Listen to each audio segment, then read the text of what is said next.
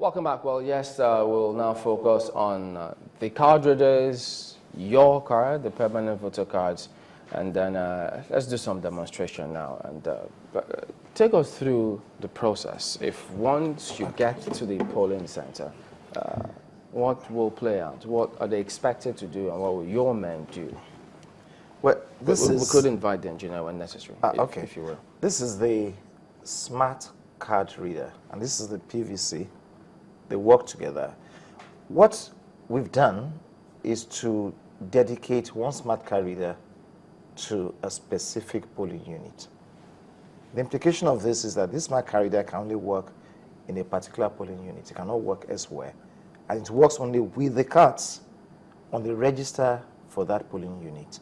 So whoever has this card can only go to this polling unit where this will work, and that's where it will work only. And even then, when you come there, there are two stages to it. The first stage, we put the card here. Underneath, there's a scanner here, the camera. It scans it to recognize the card. If it's an INEC card, definitely it will confirm that. Okay. It will say pass or okay. That's one.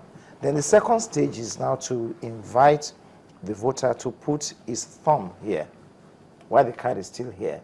The moment it does is, it serves as a key. Your thumb opens what has been embedded inside here, and all the details will now come up here. On the screen? On the screen. I think the engineer can come and show us this. All right. Precisely.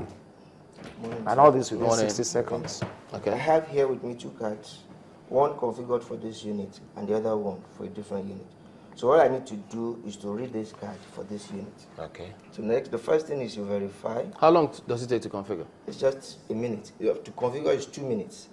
2 minutes. But we won't configure on election day.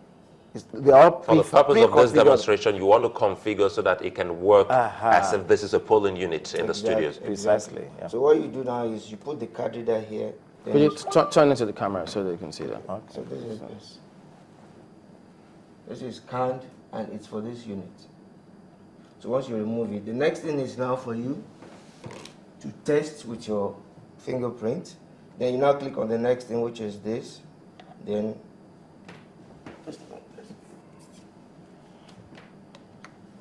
done.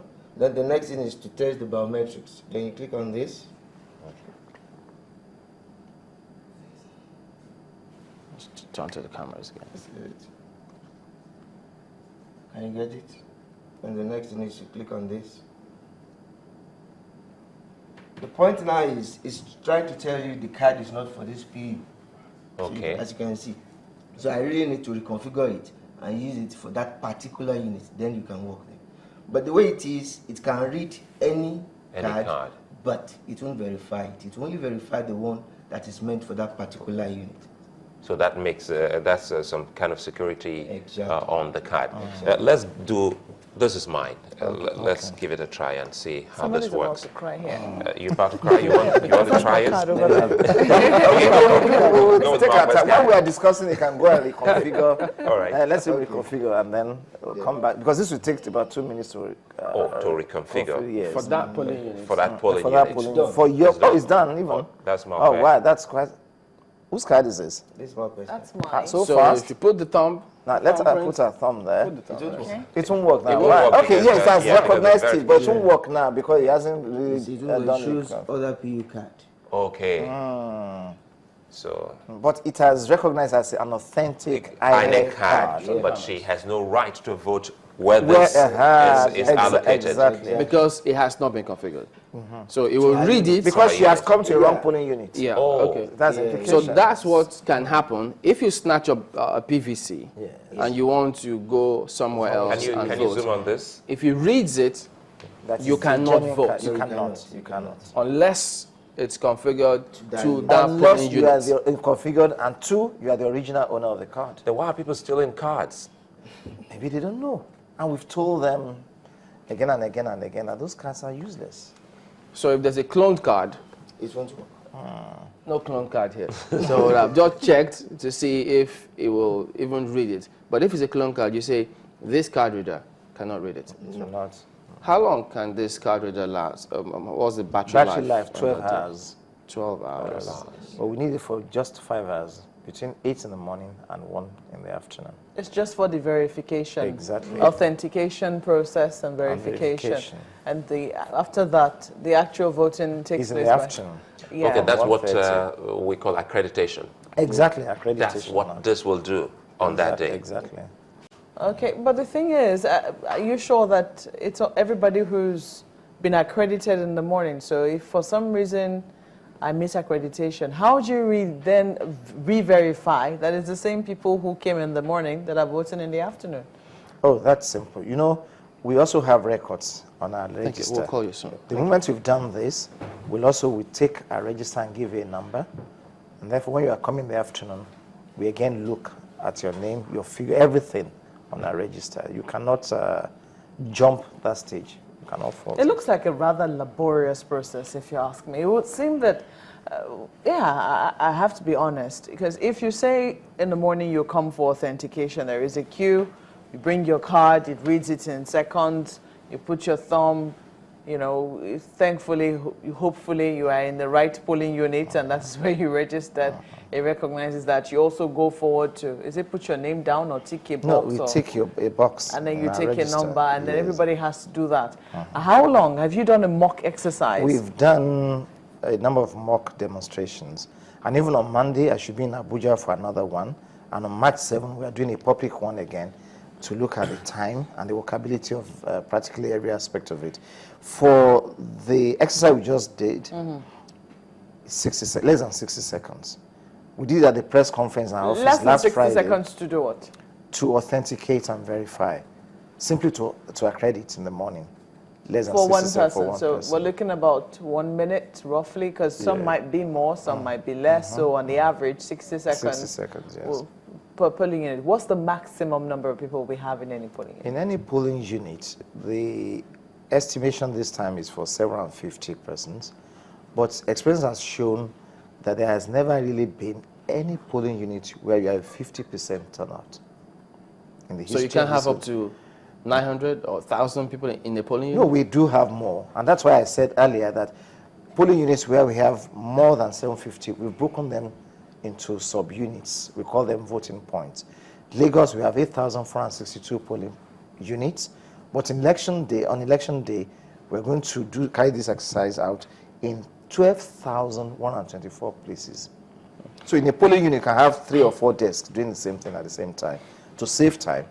And all of them will have card readers. Oh yes, definitely. So in one polling unit, you might have more than Where one you have card about reader. 2,000 voters, then you should have no less than 3 or 4 smart card readers. Okay, That's why the smart card readers we've received from Abuja now, they're in excess of 12,000, not 8,462. They're well over 12,000. All right, I need to take more questions from the people because that's while you're here. Ebuka says, please, could you explain these 0 units from 2011 a little better? Because he says, will those units still get their cards? He's affected. Okay. The 0 polling unit were polling units where in 2011 the data were lost. We didn't have any data about from those polling units, so we asked people to come back and re-register completely. That's the meaning. Simply, that's what it meant. Therefore, when we were distributing cards last year, because we didn't have their cards, we didn't go to the polling units until people came back to re-register. And once the cards came this year, many of them, we've gone back to the polling units to distribute the cards. But even as we speak, we are still expecting some cards for some of these 0 polling units. Okay, so you keep giving them information whenever those cards, or you just keep going to those centers and see if the cards are... The simpler way is this. This weekend, we are going to practically all the 8,462 polling units, especially those cards belonging to polling units which we have received. If you try this weekend, they don't find our people there, then definitely next weekend, because by the middle of next week, we should have these cards. Then we go back to the polling units to distribute. Let's go back to battery life. You know, sometimes you're told that a device will take you for maybe 12 hours, and, well, peradventure it doesn't. Do you have a charging device that can help charge this piece for us? What we've done is to test these smart card readers and the performance of the battery doesn't drain easily once it's charged. There's none of them that we receive from Abuja that's less than 50% battery life now. And without charging them, they stay at that particular level, even for the next 1 year. But we're not going to send them out at 50% charged point. What we're going to do is to charge all of them up to 100% before we push them out.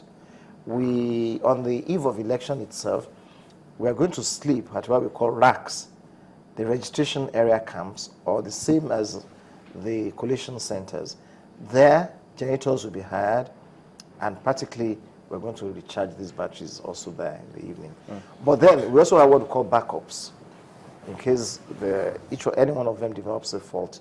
Backup card readers or battery? Backup card readers that will be given to the supervisors who, with the Wait. permission How many of these elected backups? Every polling unit has a backup? No, every ward now, because a ward has an average of 10 polling units, and we have additional 3 for each ward. So if 3% or 30%, that's 30% for each of the wards. So